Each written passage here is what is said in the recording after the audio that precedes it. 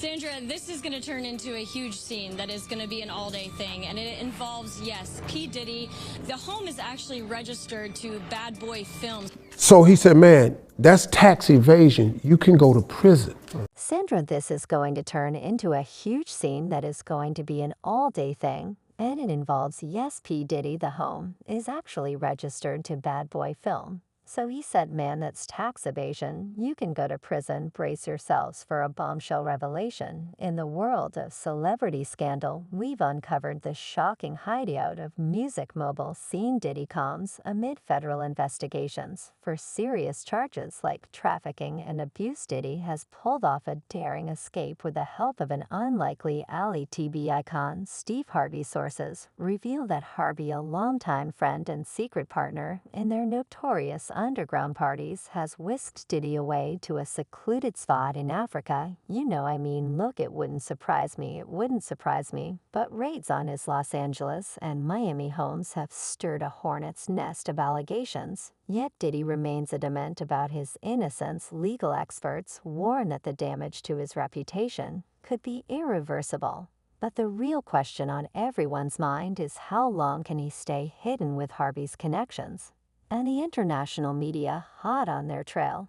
This saga is far from over. Stay tuned as we unravel the next chapter in this electrifying drama. I would say to be careful with what we're hearing, because obviously people are just piling onto this. So let's delve into the mystery surrounding Diddy's sudden disappearance. His private jet landing in Antigua without him has fueled wild speculations. While the media scrambles to locate him, his exact whereabouts remain a tantalizing enigma. It is believed that Diddy was tipped off about the impending raids on his properties and made a calculated escape, evading the authorities just in time. Guys, it was packed here at his home yesterday with Homeland Security agents, though it's still unclear where he was during the time of those raids. The timing couldn't be more suspicious, especially with his close friend Steve Harvey also conveniently out of the country. The latest gossip suggests that Steve Harvey is hiding Diddy in one of his lavish mansions on the African continent. Steve's planned visit to Kenya,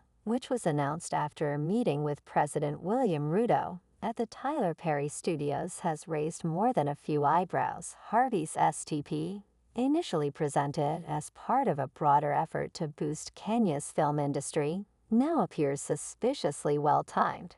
Could this be a cover for his role in aiding Diddy's escape? Stand-up comedian, entertainer, television host, family man.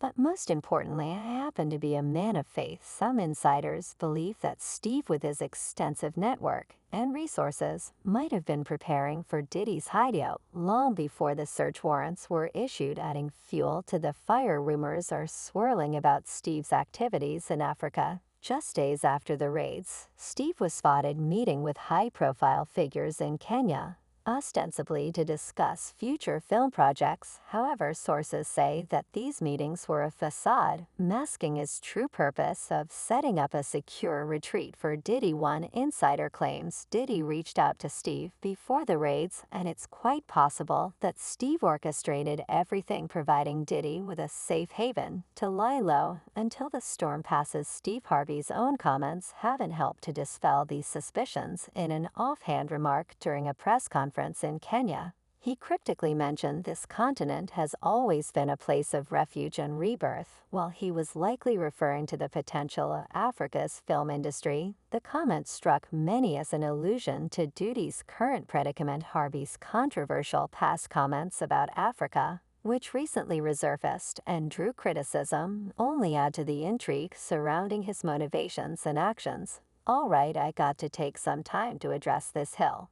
The relationship between Diddy and Harvey is now under intense scrutiny. Friends and associates are being questioned about their knowledge of any plans or prior warnings that he might have received. The feds are also reportedly investigating whether Harvey's properties in Africa were purchased or modified with the intention of becoming a sanctuary for Diddy. The specifics of these properties, remote locations, high security measures, and luxurious amenities certainly fit the profile of an ideal hideout for someone trying to evade the law. Meanwhile, Diddy's legal troubles continue to mount despite his adamant denials. The numerous lawsuits and allegations paint a grim picture. The media frenzy shows no sign of abating, with paparazzi and journalists scouring every lead, hoping for a glimpse of the elusive star. With each passing day, the mystery deepens, and the pressure on both Diddy and Harvey intensifies. Man, I ain't going to lie, as the investigation unfolds, one can't help but wonder about the true depth of Harvey's involvement. Was he simply helping a friend in need, or is there more to the story? The potential fallout for Harvey could be significant, especially if any concrete evidence surfaces linking him to Diddy's alleged crimes. For now, both men remain silent. Their fate, intertwined in this high-stakes game of cat-and-mouse, speculation abounds that Harvey's involvement isn't purely out of friendship. Rumors suggest that Diddy has collected incriminating information on numerous influential people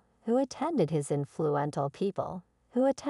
infamous parties over the years. This alleged treasure trove of dirt might include everything from substance use to illicit affairs, all captured on hidden cameras reportedly installed in his lavish homes in Los Angeles, New York, and Miami. Well, if he really was filming everybody, he had a lot of people at those parties, right? It's plausible that Diddy leveraged this information to coerce Harvey into aiding his escape, effectively blackmailing him to risk everything for the sake of protecting these secrets. Diddy's ability to evade capture thus far has only fueled the fire of conspiracy theories. Conservative commentator Candace Owens recently lent credence to Westall's theory that Diddy remains free because of his deep connections with federal agencies. Owens, citing West's 2021 assertions, claimed that Diddy might be a government asset, a notion that gained traction after a disturbing video surfaced showing Diddy assault his then-girlfriend. Cassie Venter Combs has seen shoving, kicking, and dragging his then-girlfriend down the hallway. And now he's posted an apology on this video. Combined with the swift settlement of Cass's lawsuit has led many to question the extent of Diddy's influence and connections.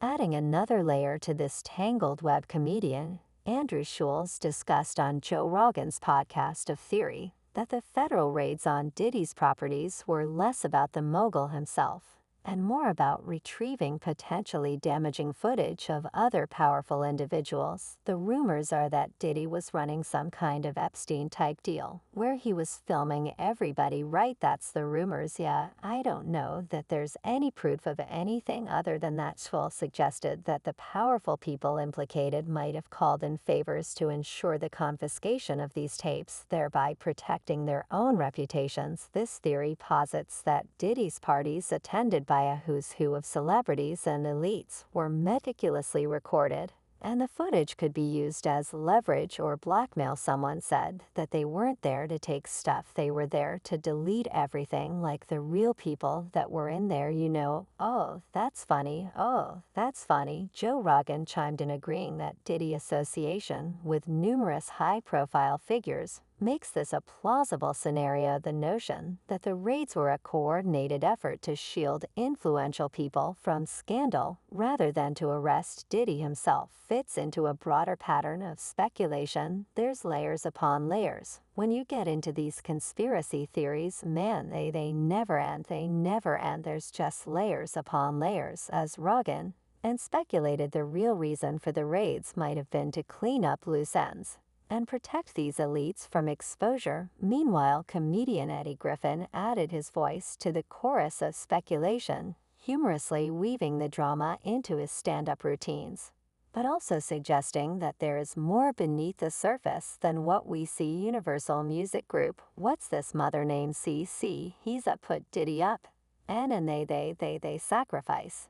Ended Griffin's take, while entertaining, underscores a growing public sentiment that the official narrative might be obscuring a much larger, more sinister truth, further muddying the waters. Jason Whitlock, appearing on Glenn Beck show, drew comparisons between Diddy and the notorious Jeffrey Epstein. Whitlock posited that Diddy, like Epstein, could be a CIA agent, suggesting that his unchecked reign in the music industry and his ability to avoid prosecution despite numerous allegations, might be due to his role as an informant. Money, power, status, success, God complex. All this is happening with Diddy.